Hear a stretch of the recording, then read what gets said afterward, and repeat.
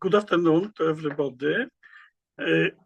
So first of all, welcome in 2026 year. It's a new year, and but anyhow, sanoseminars continued as it was before, and well, today we are in the cycle of these seminars, which were devoted to Nobel Prizes, which we have this series, which we started in December last year, and we have reviewed Nobel Prizes in physics and in medicine and biology.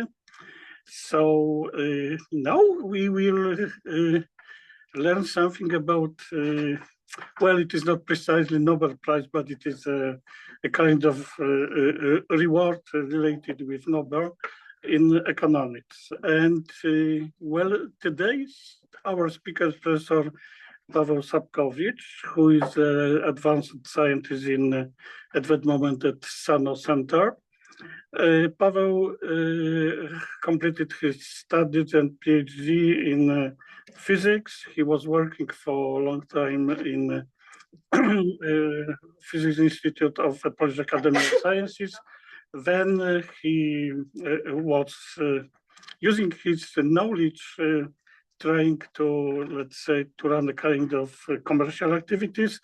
Then Paweł joined Institute for Nuclear Research in Świerk, and was for almost 5 years director of scientific director of Nomaten Center.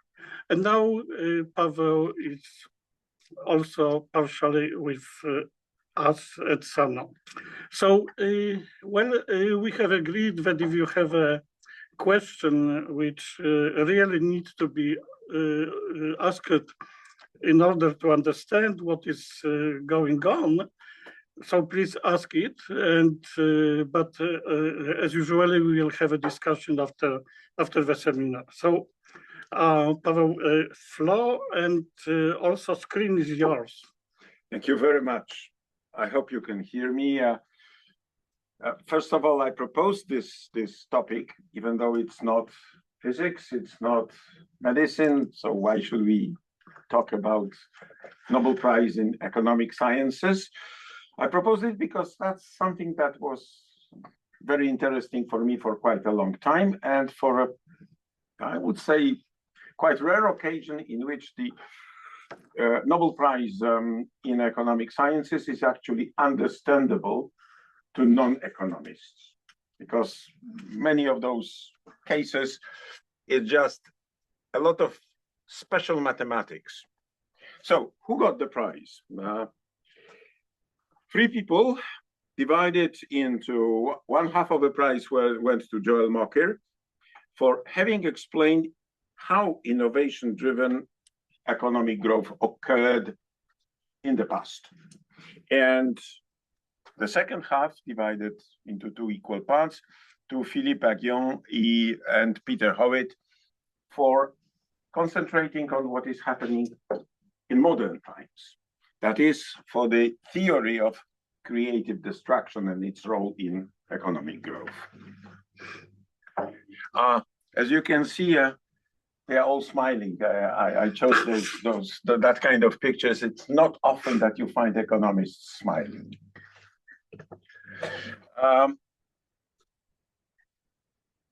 First, I would say, if you want to learn more about concrete facts, get the information regarding sources and so on, please consult. There are 2 documents on the Nobel Prize Committee, 2 pages, 2 documents on the Nobel Prize Committee web pages, which is the popular introduction and more in-depth research introduction to this research. And they all the material that I will be showing, apart from my own comments, is taken from them, from those pages. They're much longer than I could present here. And the popular introduction is that if you look at the history of economic growth, it was very slow until, let's say, the beginning of the 18th century, when it started to grow exponentially in whatever measure you're using. Energy consumption, wealth measured in purchasing power of the whole societies. It started to grow like that. What caused it, and how can it sustain this exponential growth? Is it sustainable, or is it just the initial phase of logistics curve? Well, that's the EP. Their contribution was answering those two questions: what started it and what sustains it today. Let's start with the history. As I said, for a long time in history, the level, whatever you measure, energy production per capita or wealth per capita, was pretty constant. It was practically unchanging. Of course, there were periods that were changing it, like Black Death epidemic in Middle Ages. But surprisingly, the great inventions, which we actually know that they did change the way humanity was operating, at least that part of humanity that we know, let's say Eurasian part of humanity. I mean, heavy plows, that's a huge invention, because it not only multiplied the gain from a hectare of arable land, but it also multiplied the scope that could be plowed. So double growth, both the yield and the area. Yet, not really much jump. The windmills, as an energy power that is independent from humans and animals.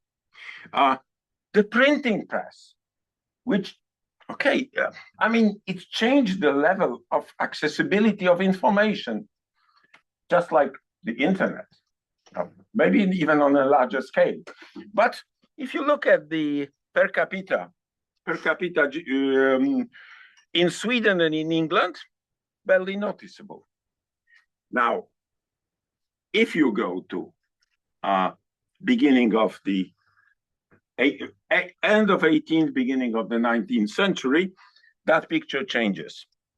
This is really an exponential phase growth. And yes, there is a steam engine which leads. And the question is, why some inventions, fundamental and great, resulted in this kind of exponential growth, and some of them changed something, but let's say linearly or barely noticeably. Of course, I use the example of a plow, iron plow. Yes, there was more yield of grain per square kilometer and more area, but all it led to was a greater population, which means that the per capita produce was roughly the same. So if you look at this, the 1.5% growth in Sweden and United Kingdom, growth per year. I mean, over 200 years or more than 200 years, it's incredible growth. I learned that if I touch it, I think it moves to the next. No. Yeah. Yeah? Mm-hmm. Okay. So, what were the core reasons and mechanisms? The first, why historically inventions failed to produce this growth.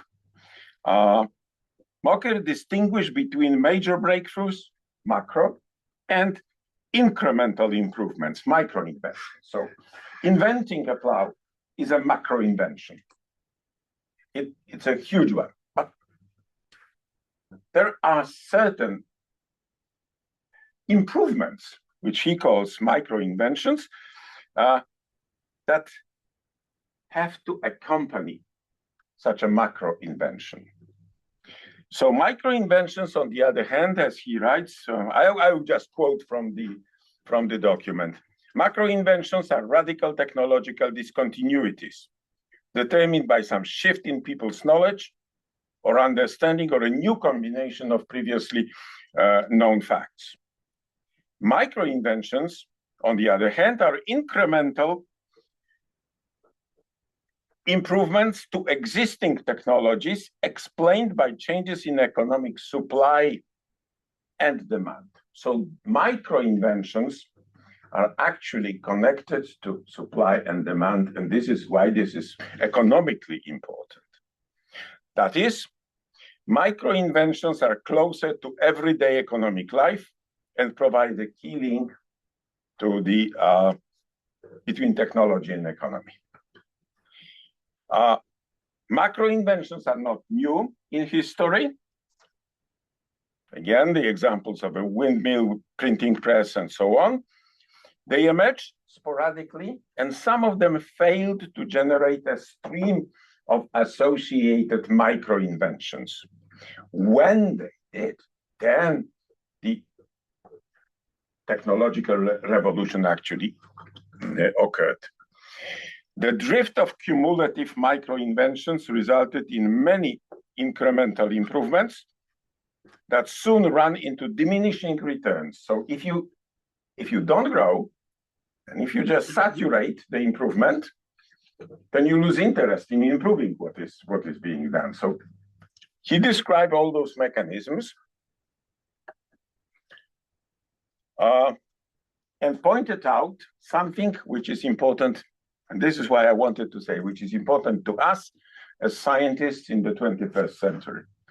The link between science and technology, what he actually calls joint evolution of science and technology. He defines the first prerequisite for sustained growth is joint evolution. That the science, the ideas, new ideas, breakthroughs are actually connected to technology. If you, now, first of my personal remarks, if you read the requirements for grant applications, whether that would be Polish or European, you have to stress that. You have to show that, yes, even though I'm doing fundamental science, it will be linked in the future. And if you apply for an CBR grant of, almost industrial ones, then you have to focus mostly on those practical aspects. So the first condition for the growth is the joint evolution. Pure science without technology doesn't work. Pure technology without basic science doesn't work because it goes to the law of diminishing results. How many times can you improve, I don't know, this?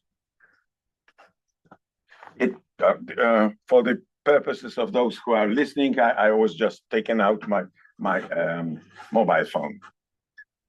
It ran into the level of diminishing results. Same with plow.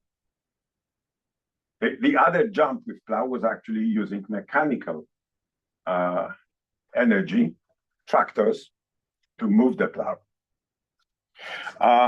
The second condition that he defined was mechanical competence. The society in general, you need people that are capable of understanding technology and that are capable of improving it and accepting it. If you've got one genius like Leonardo da Vinci sitting in his room in whatever prince is currently financing him and thinking about helicopters, he gets nice pictures of helicopters, but he doesn't get helicopters. What he needs is the chain of people that are capable to actually produce it.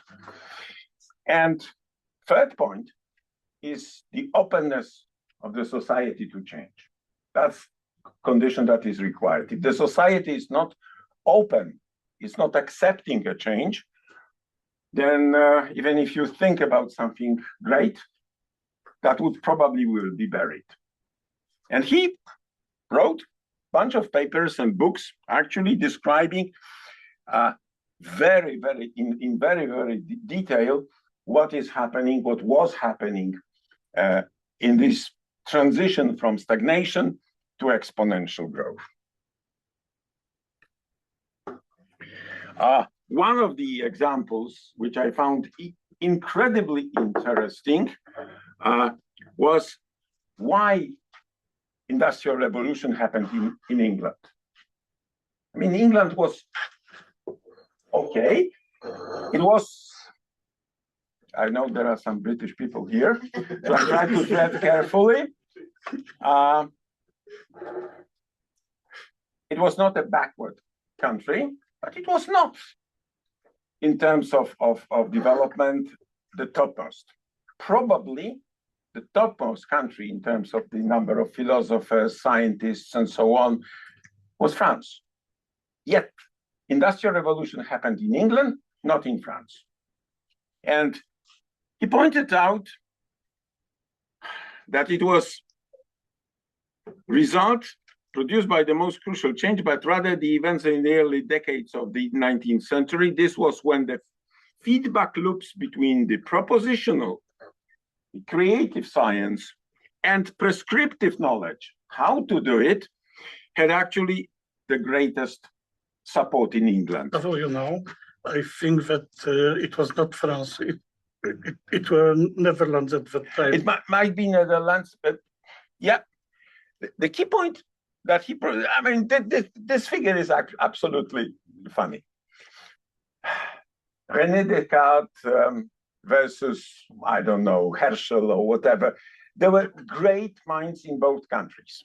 But in England, the number of instrument makers, active instrument makers, from 1500 to 1800 grew exponentially. They had technical support, they had those. And in France, it was below 50. The great minds in France did not have access to people who could actually make those instruments. And this figure I found incredible in simplicity of explaining why the differences. So finishing about this, again, this is from the original citation for the Nobel Prize. Mokkel introduced a new perspective focusing exactly on explaining technology and necessary requirements for that technology to feed into a sustained growth. I understand that all these presentations are available, so I put out 5 papers, which if you Google them, they are freely available. So you can read them. And my point is that, because he is not really an economist, he's more historian of economy, these are very readable, very nice to read. So coming back to the second half of the prize, modern times, creative destruction. They were motivated by the relatively stable nature of aggregate growth. That is, this exponential growth has a pretty standard exponent. So what happens post-World War II? What happens and why this growth was successful?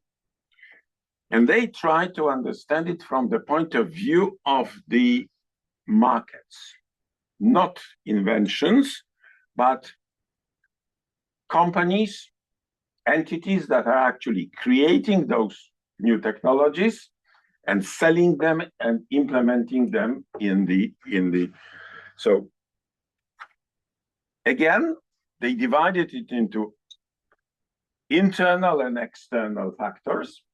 And what they saw was something far from obvious, and something which I believe has a very, very strong implications for research community nowadays.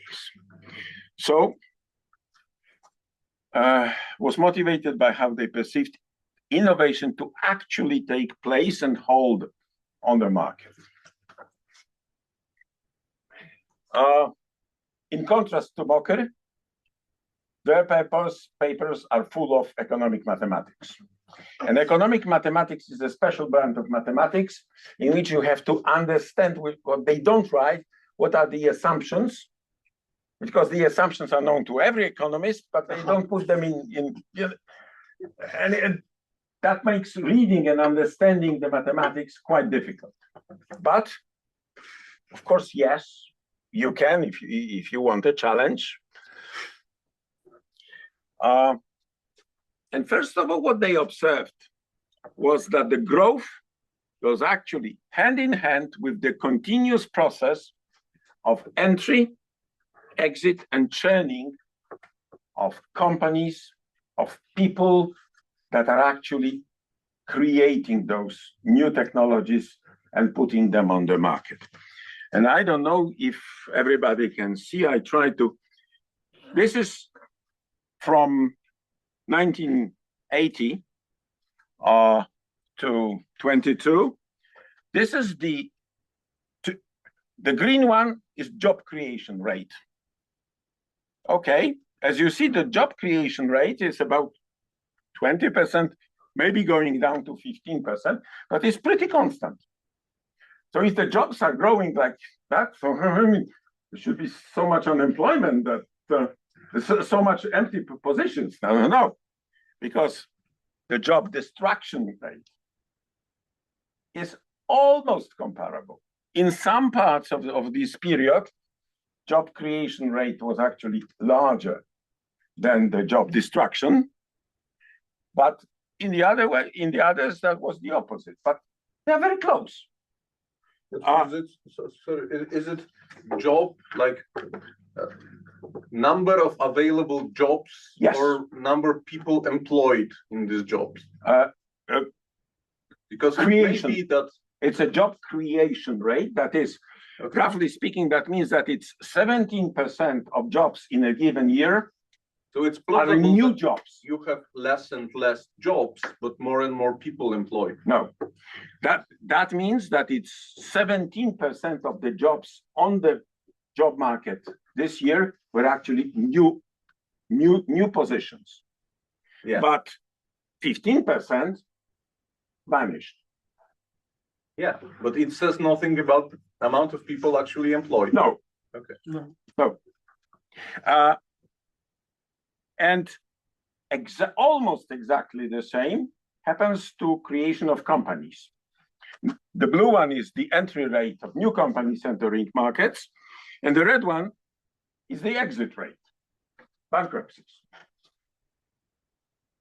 They are pretty standard. Again, I added to this picture, I added milestones, just like the windmills in the previous one. I added milestones, changing the economy, changing society. So we got personal computers in beginning in 1980s. We got first cell phones.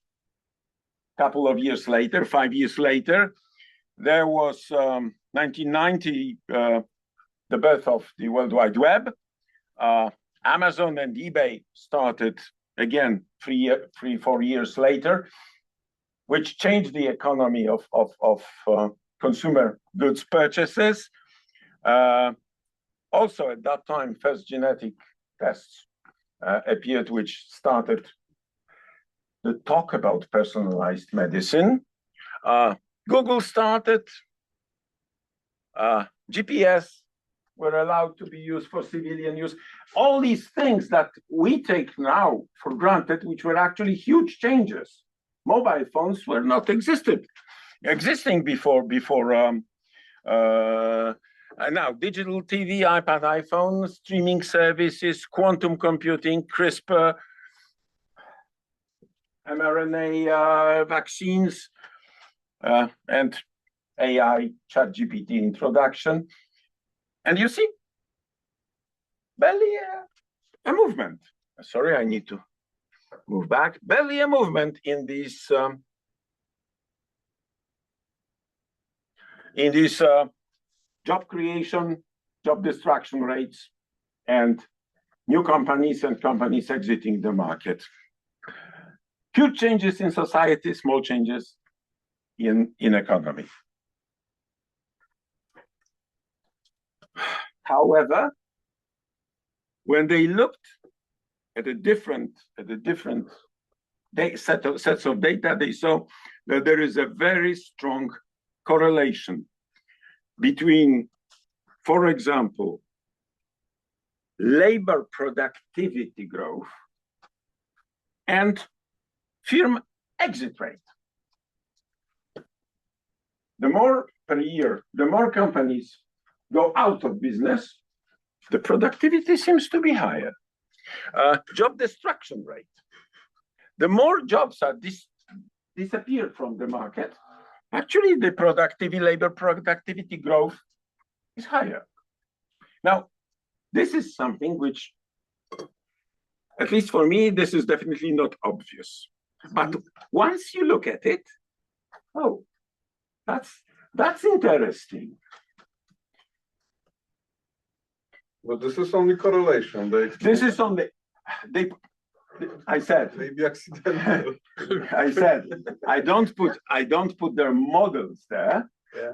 but they compare that to those mathematical models, and they show that with the proper set of assumptions used in economy, yes, that is exactly what should be expected.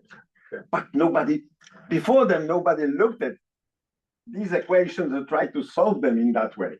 So observations driving equations, and equations confirming observations, not as a spurious correlation, but rather as a sort of consequence. So that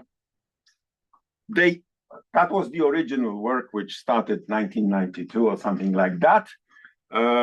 But then it developed into a lot of much more concrete examples, discussing, for example, how the possibility of substituting one product over another impacts the market, because the innovation sometimes, well, the trivial example, how many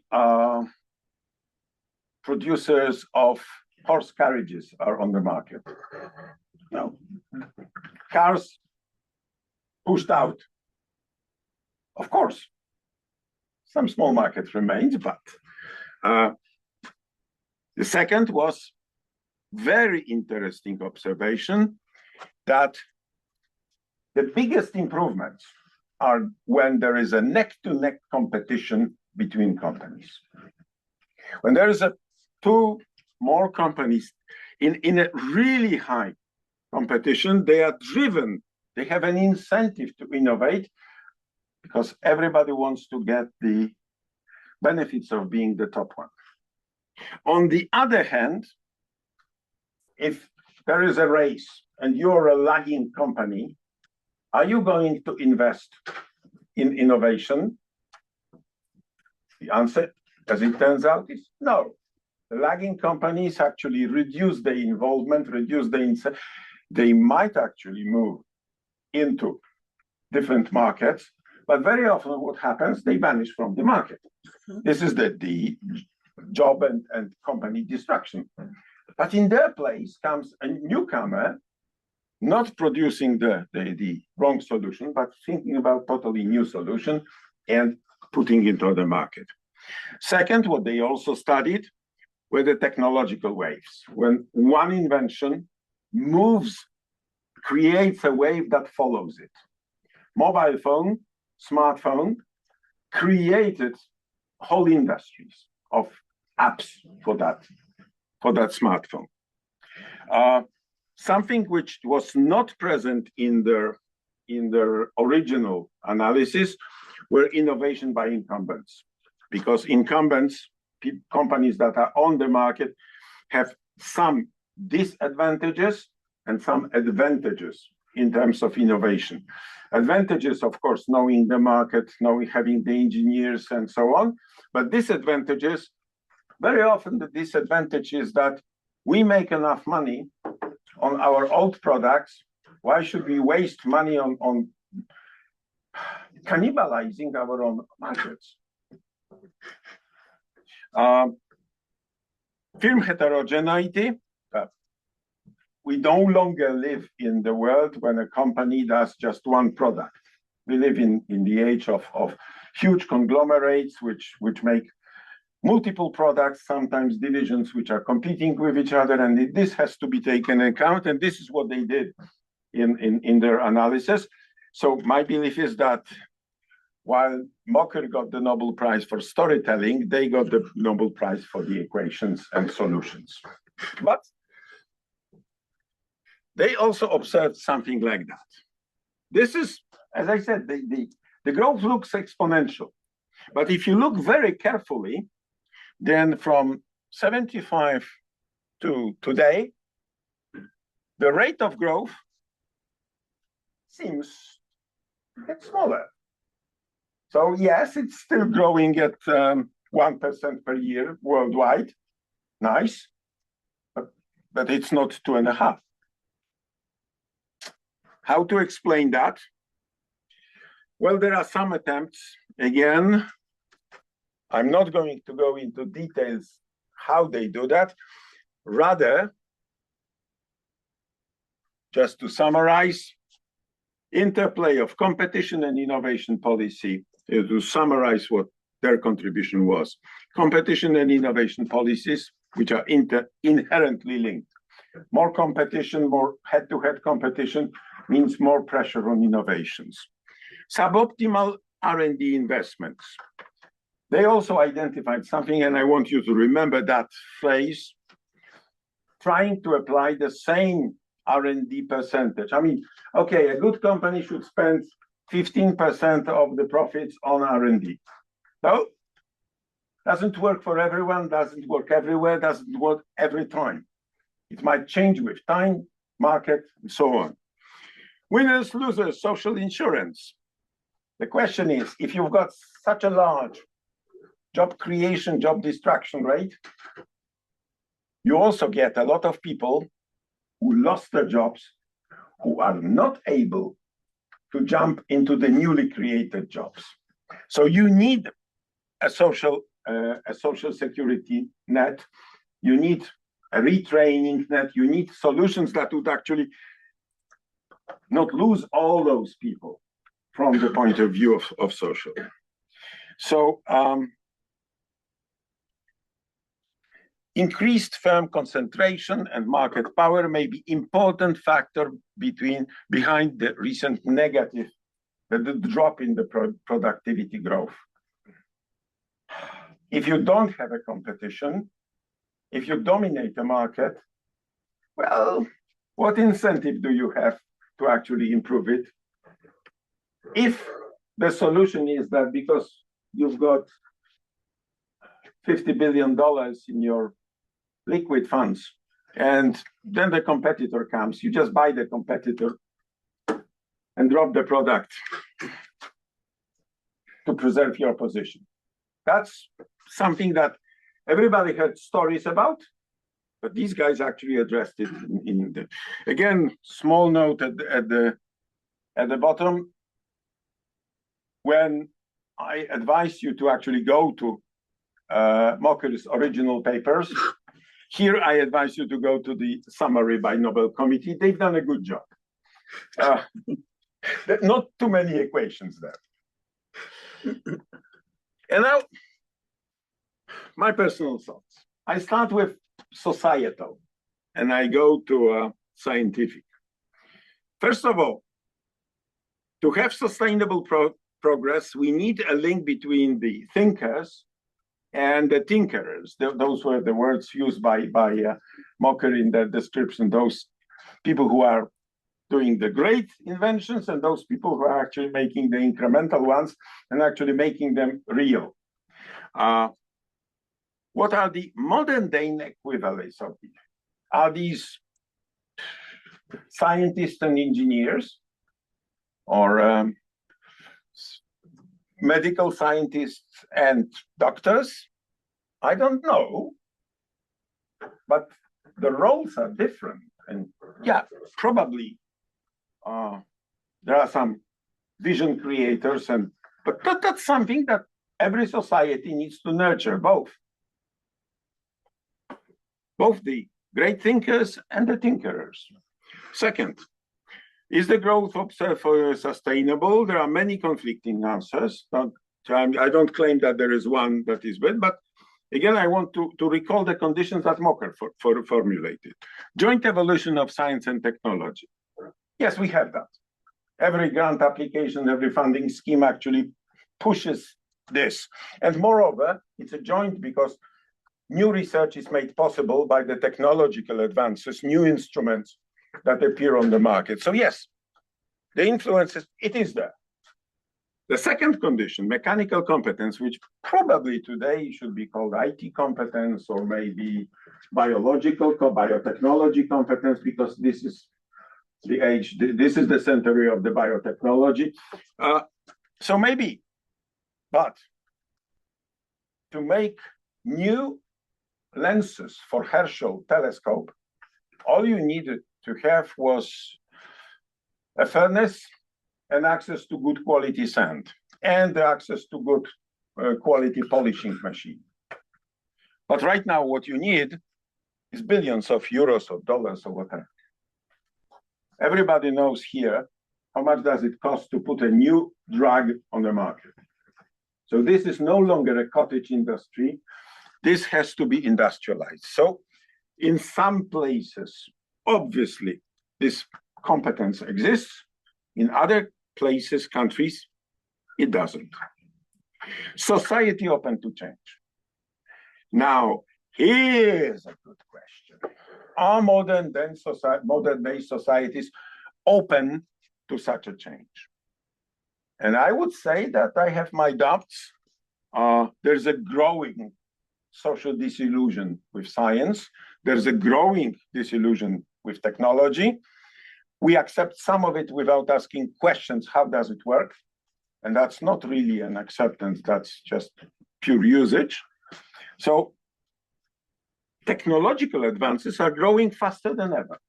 I mean, number of patents, number of inventions, it's incredible.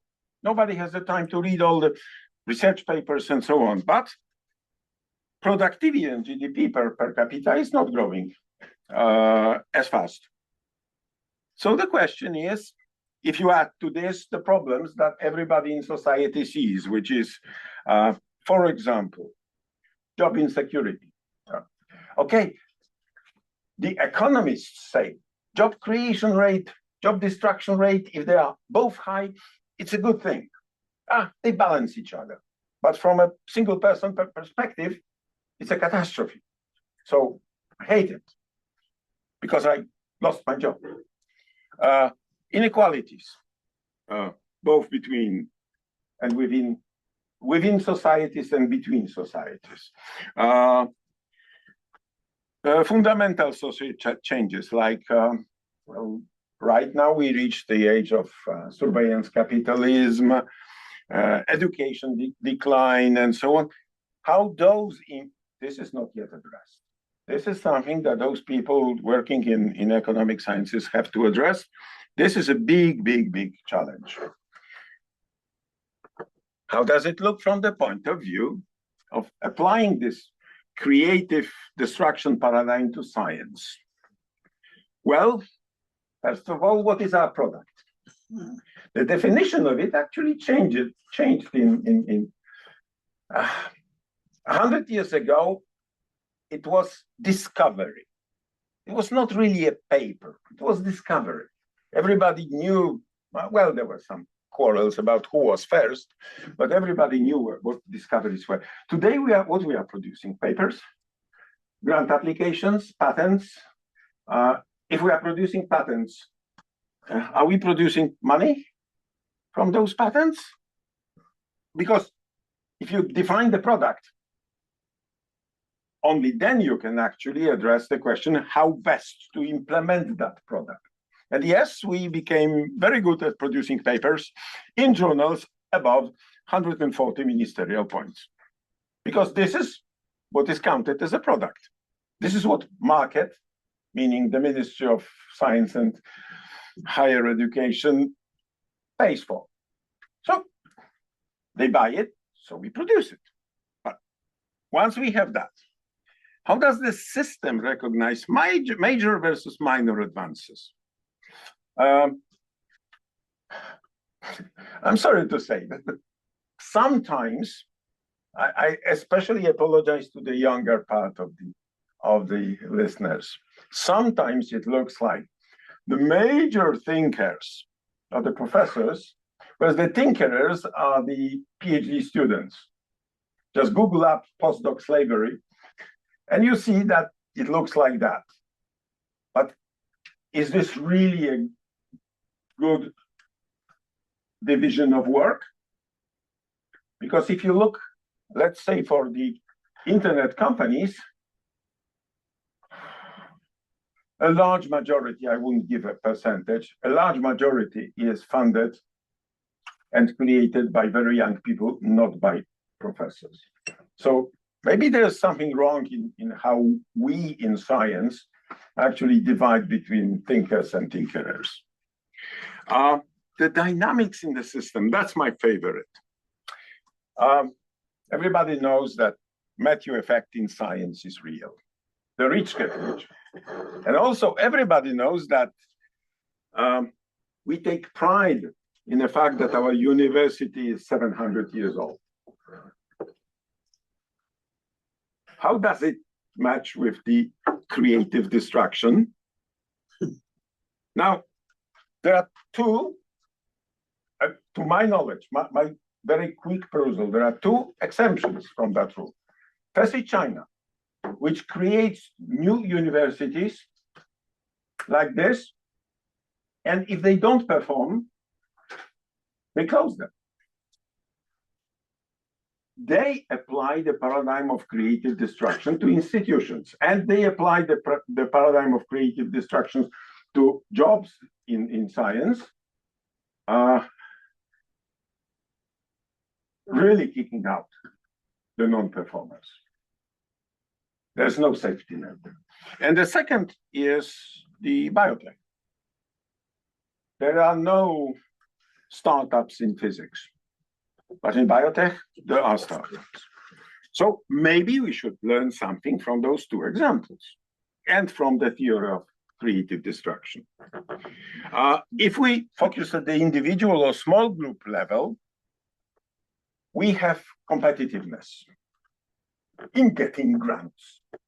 This is become so competitive that it's counterproductive. It's not the same level of competition that Aguillon and Howitt describe in the model. So it's not really pushing the growth as it should grow. How does the system recognize major and minor? Yeah, okay, and that's copied, sorry. Last slide. Applying those economic theories to Poland.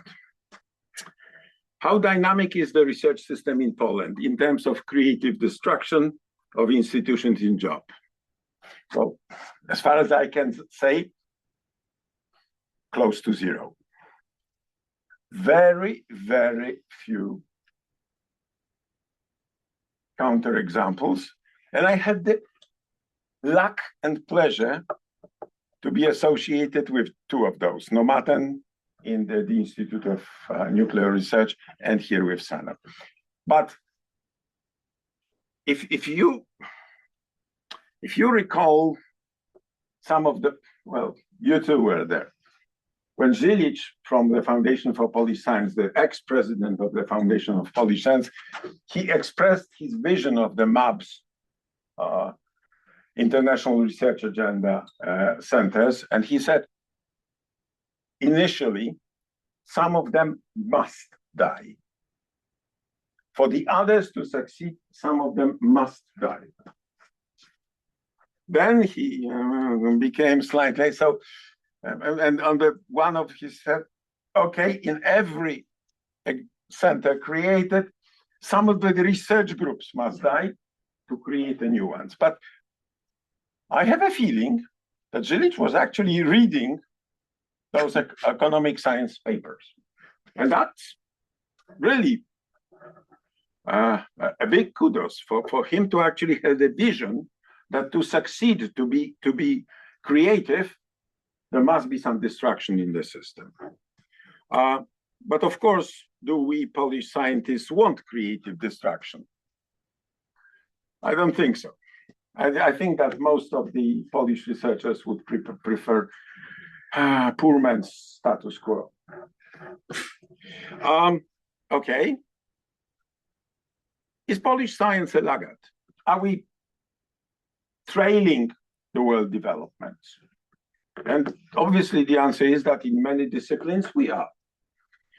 Which means that the law of using R&D investment for laggards should apply. We should actually disinvest from the efforts on those disciplines because they are doomed anyway.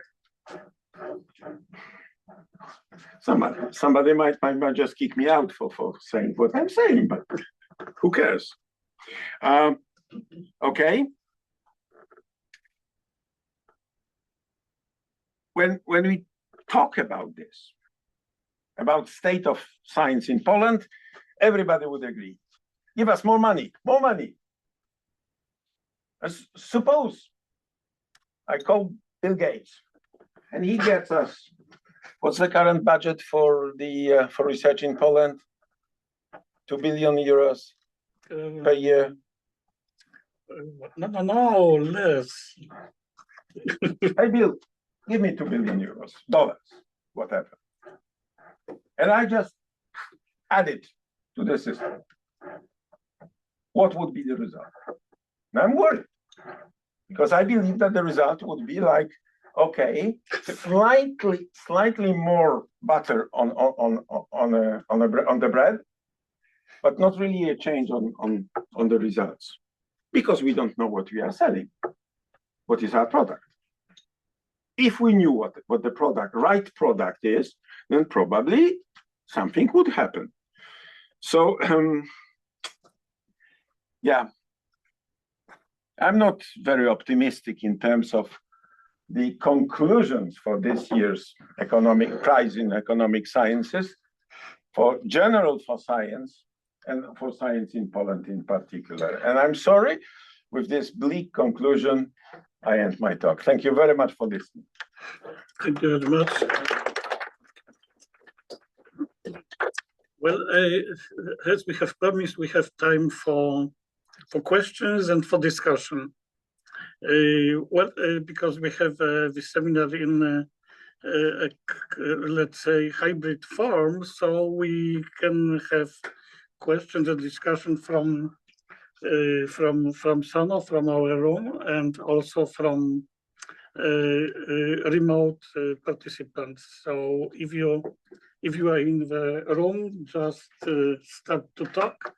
If you are in online, please raise your hand, and we will try to give you opportunity to ask questions, to take part in discussion. Jan.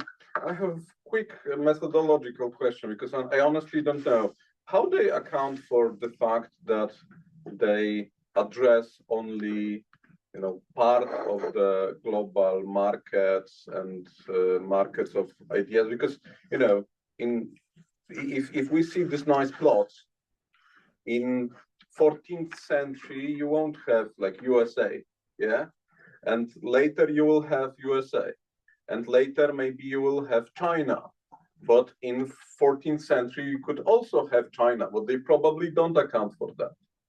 So is it like normalized, or like how they do that? Because it feels like very Western-centric way of thinking about stuff. As far as I understand, they focus first of all on the countries for which some sort of economic data is available.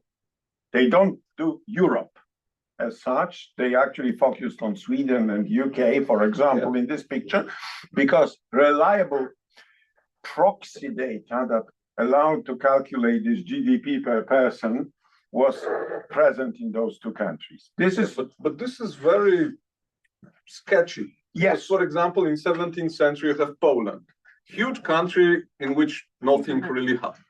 but if you look at the Poland in 15th, 16th century, Poland was actually very rich because we produced most of the grain for Europe. But not very innovative. Yeah. So if you look at the rate of growth, it was close to zero in Poland. Yeah, so if you account for that, it will level this nice plot. Not really from yeah. Okay. My understanding is that they focused on the countries where the Industrial Revolution came, because for those countries, the exponential part was the longest. I've seen similar. Okay, I can go to next slide. It's cherry picking. Not really. It's cherry picking for the model. I mean, it's like picking the leading countries to see where the trends go. And this is why I found these are the books that I read before actually learning about this Nobel Prize, because that's something that interests me. And for example, Johnny Energy, Why the West Rules by Ian Morris shows those growth pictures for regions, and actually shows that, yes, there was a period of growth in China, but then it fell down. And that in some cases, the East Asian communities were going like this with Europe, and then Europe went that, and they stayed here. But then in 1970, when the Cultural Revolution actually came to an end, then the China exploded like this. So Japan much faster. Japan in the 1870. So you're right, but it's like trying to describe in the same methodology all the organs in the human body. Yes, it's the same person, but the rates of change, rates of growth are different. So in a sense, I take what they did and I try to actually map it to my intuitions, because yes, the world has become westernized to a large extent. Yeah, but if I can comment, yeah, I think it could be generalized. Maybe this data is not present in these pictures, but when we look at this position number 3, so why nations fail, yeah, it was the previous year Nobel Prize. So in the book, they give examples from really around the world, including some countries in Africa or some civilizations in different places, when also they show that this some combination of freedom and good legal structures and so on support this growth. Yeah. So yeah, I think there are some data when you can compare, China from the Middle Ages with West, because there were some contacts and even the paper was invented there, but it migrated. But there was no revolution in terms of industry anywhere. So I think that it's not a big flaw. Okay, we have a questions. We have 2 people in the queue from online, so maybe let's give them chance to ask the question. So we have Bogdan Pilowski. Please, I think that Mateusz can arrange that you can ask your questions. I'm just curious about this very concept of creating destruction. In fact, it was first coined, formulated and developed by Austrian economist Joseph Schumpeter in mid-20th century. And for me, it is interesting whether Hewitt and his colleagues are regarding themselves as followers of this concept or contestants of Schumpeter's work. I have to admit, I don't know the answer to that. Oh, yes, yes, yes. But I believe that they are rather followers with Well, they are a little bit more positive because Schumpeter's idea was that it will bring the end. But also in his theory, the person who drives innovation and is the main character is entrepreneur.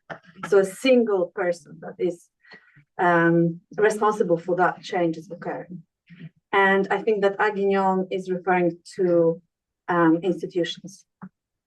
So it becomes more political term, and you can see how it changes because European Union uses Schumpeter's definition of innovation, which is based on novelty.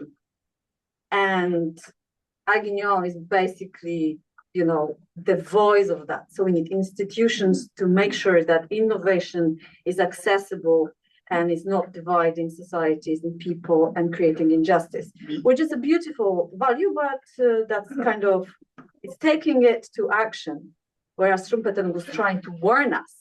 Yeah, they actually look at innovation in terms of marketability and the law of either increasing or diminishing returns from the innovation rather than novelty as such. So they see it somehow in a wider sense. So in fact, they have somehow developed this concept. Well, they added the mathematical foundations because Schumpeter was more poetical about it. I know it. He was right, but it can bring more good. He was a little bit wrong. It wouldn't destroy us. However, I think that those two concepts, I think that they worth mentioning because with innovation, we've got all the challenges, right, that needs to be mentioned. So Schumpeter would stand on that side. You'd be a little bit more pessimistic. Okay, that's fine with me. Thank you very much. Thank you very much for taking part in this discussion. Now we have Wiesław. Could you please ask a question? Okay, hello, can you hear me? Yes. Okay, fantastic. In fact, I have other comments and questions. It's about Polish science.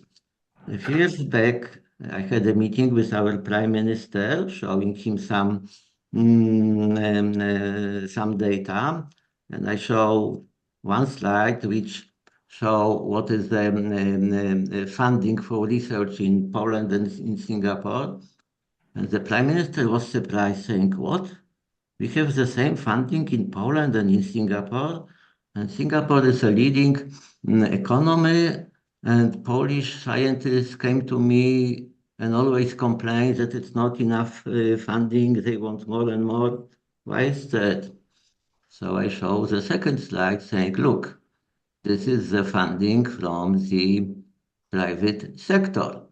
At that time, it was at the level of maybe 2% of GDP and 0.01 from Polish industry. So this is what really make difference. So quite often we forget that, funding for research is from multiple sources. So this is one comment. The second comment is, how to put it? I believe that Poland should get a Nobel Prize in economy as a negative example, not as a positive example.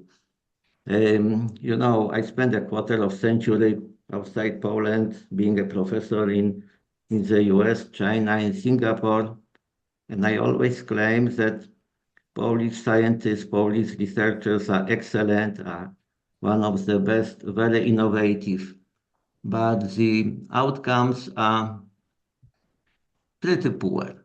So meaning if we are outside, overseas, we are doing excellently well. When we are in our country, the results are so-so.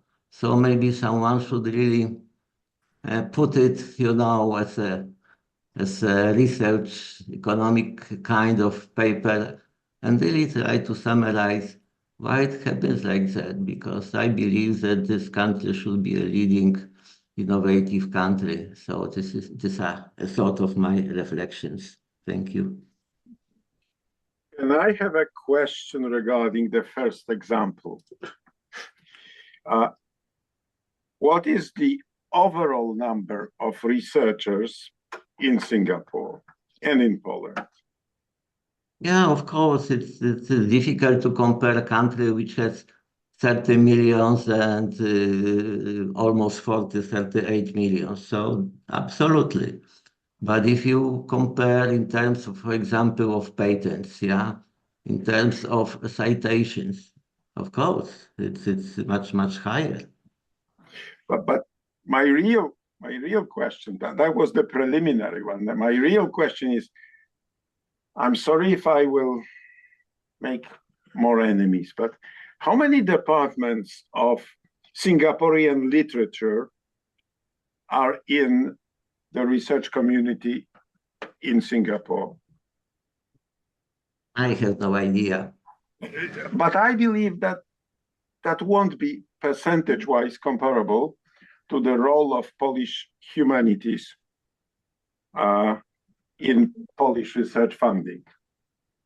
We tend to keep everyone who is doing some sort of science on the same kind of level. This is what I meant by spreading the butter evenly on the bread. Whereas the examples that I know from abroad are huge inequalities in those disciplines that produce real results, not just papers, and those disciplines which are just to, let's say, upkeep the teaching part of the universities. And in Poland, it's all the same. Everybody is evaluated by the same metrics. But I can give you examples from the government. Meaning in Singapore, 75% of ministers, they have degrees in engineering, and probably all of them additional degrees from Harvard Business School. Yeah. Okay. Here, if you look at our ministers, you see it's a completely different story. Yeah. Yep. I think it's a very good comment. Well, I think that to some extent, because we are here at the location of AGH University, so I think that it is a good example to follow these rules to some extent. First of all, from the point of view of the name. So for a long time, in English name was University of Mining and Metallurgy. Now it is thrown away. It is just AGH as acronym university. Then, if you look at new faculties which are established here, so maybe one of them is still called ceramics, but it is a very good team in material research. So all this mining practically, which was coal mining, they have changed into mining on, for example, gold. So, so it's a kind of this rule of destruction and building new is somehow, maybe it is going very slow, but it's we can observe something like this. And when we there are two scientific communities which are of comparable size, Polish and Dutch. And but if you look at statistics about amount of European money get by Polish and Dutch researchers, so it is just almost one order of magnitude. So it is practically, in Netherlands, they have something like 10 times more money from European grants. But it is a result of, let's say, two. I think that the money which comes from government in both countries are probably comparable. But anyhow, there is this result in the amount of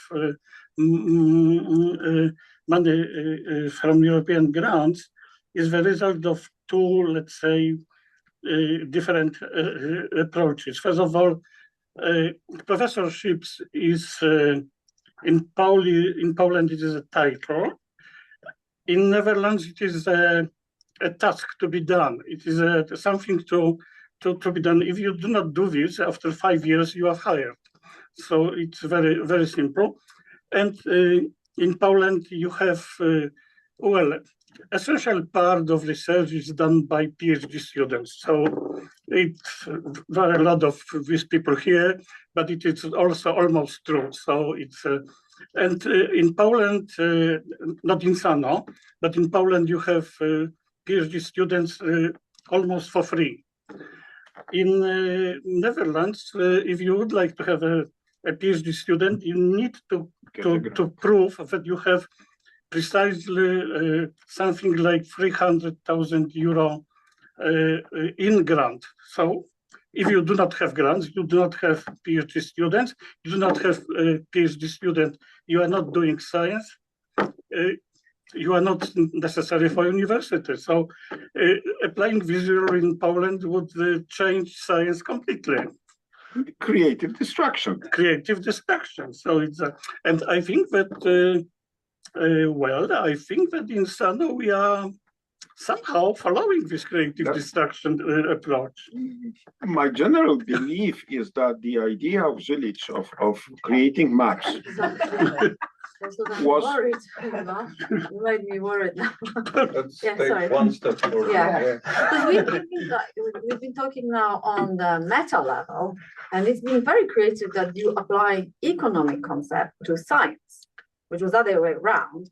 There were smart people who were doing things, and then the institutions would say, hey, you're doing innovation, we give you money for that, and we give you grant. That's the original concept of Aguillon, that the institution, and that's why he was advisor of Macron, telling him what to select, how to act, and especially with AI. He was the guy who was telling the president of France, you need to behave and create economy around AI in this way to benefit from it. If we take this conversation to what Sano is doing, not the whole science on the macro level, but the outcomes of the work of the scientists that are at Sano, I'm absolutely 100% sure that each of the scientists, me included, because I also was writing some grants, would have to prove hard that we're doing innovation. And what's the consequence of this? We got it on paper, right? Okay, what's the consequence of this? We've got the grant, we're doing innovation. We should be now creating ecosystem around us to make sure that whatever is being created meets all the ends. Therefore, there is a user who understands it. There is a system that is ready to adapt or accept that there will be a change because it brings the value and benefits.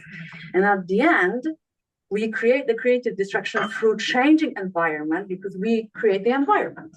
And that's the whole idea of the circle, right? It takes lots of guts to do it because you need to be like, sure, yeah, this is something that is good.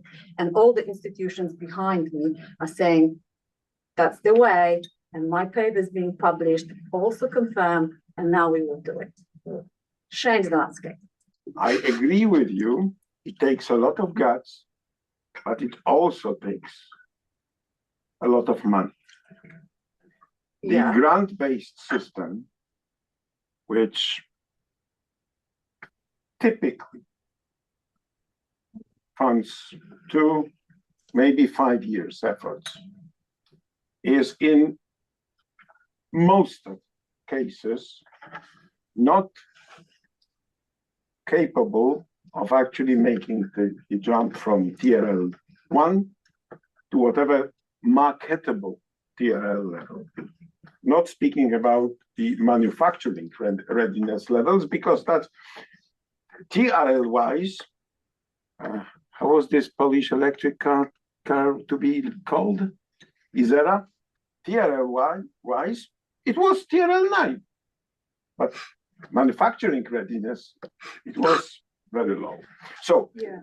my point is that if you're seriously looking into such a funding and activity scheme, there should be gradual path from first concept, lab concept, pre-manufacturing, manufacturing, with the flows of money appropriate to each level.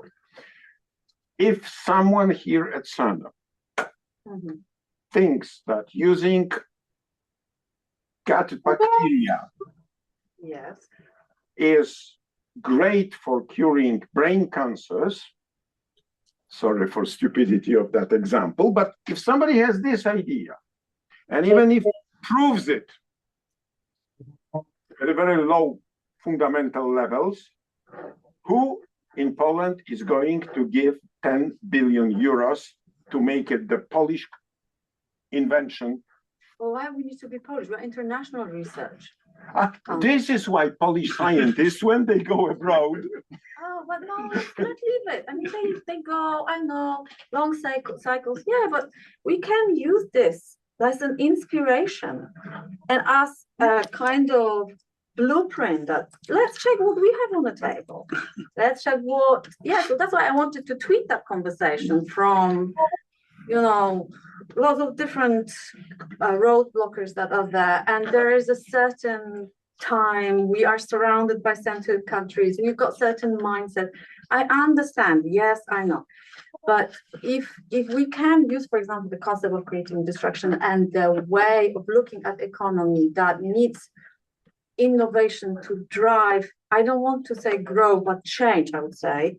And that change can be, can bring benefits, especially when they are in the values that you try to deliver. So I don't want to be overgeneral. I don't believe in growth. Growth doesn't mean anything. Specifics. Yes. So then you say, okay, what kind of, so if somebody creates a tool that is going to, in the end, help decisions in medicines, help doctors to, make a proper diagnosis or select certain strategies to treat certain diseases.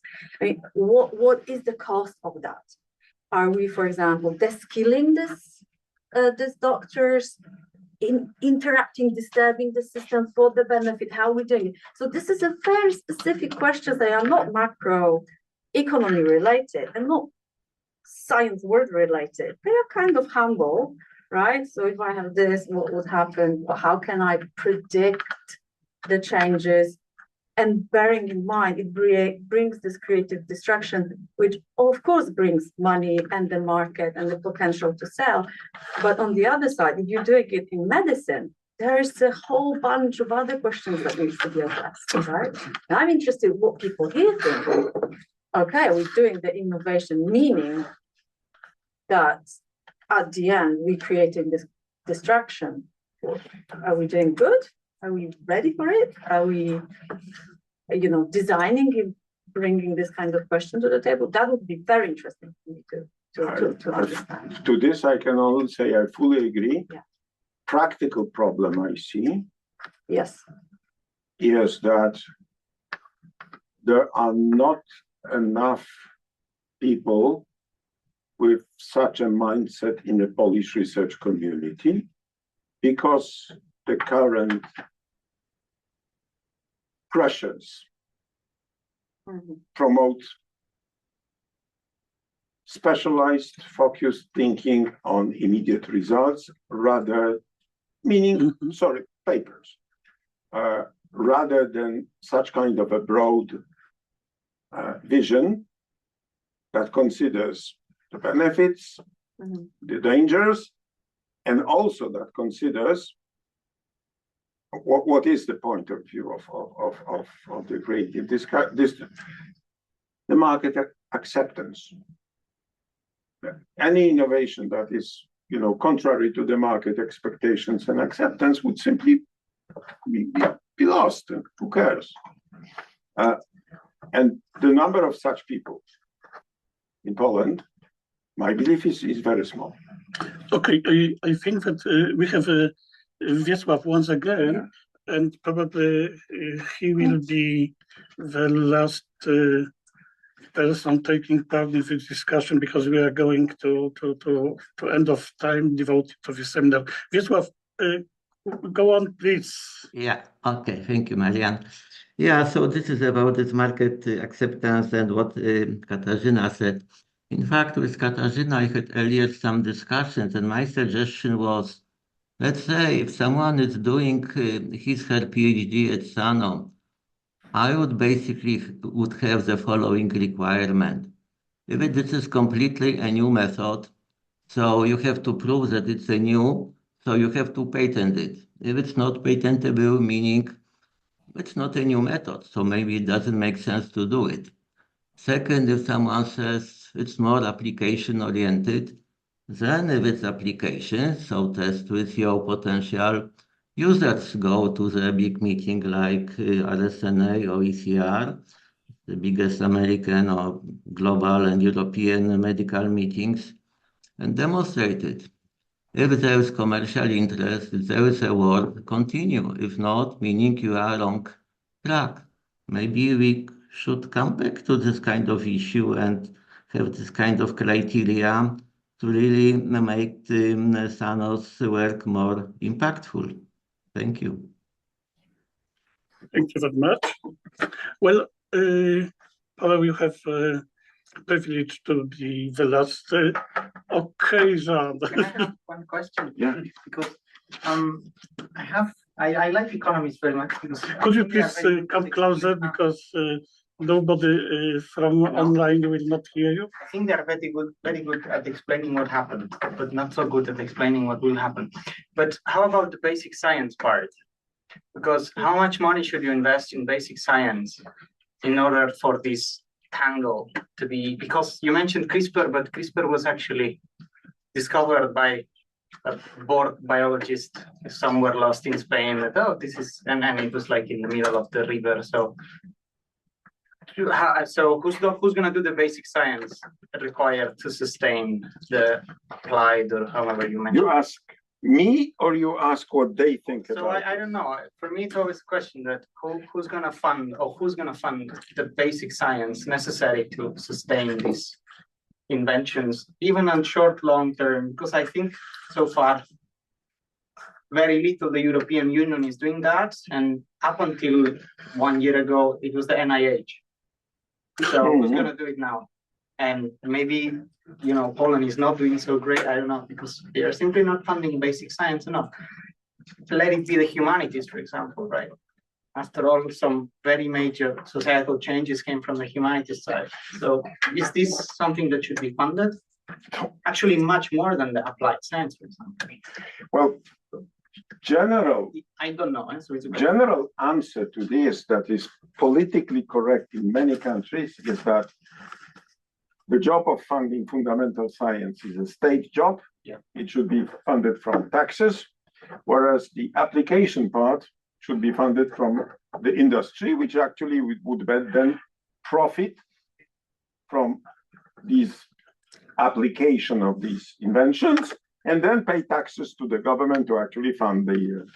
That's the general statement. But again, in many countries, the amount of money that is given for curiosity-driven research, or other language, the amount of money that is given for being a professor at the university.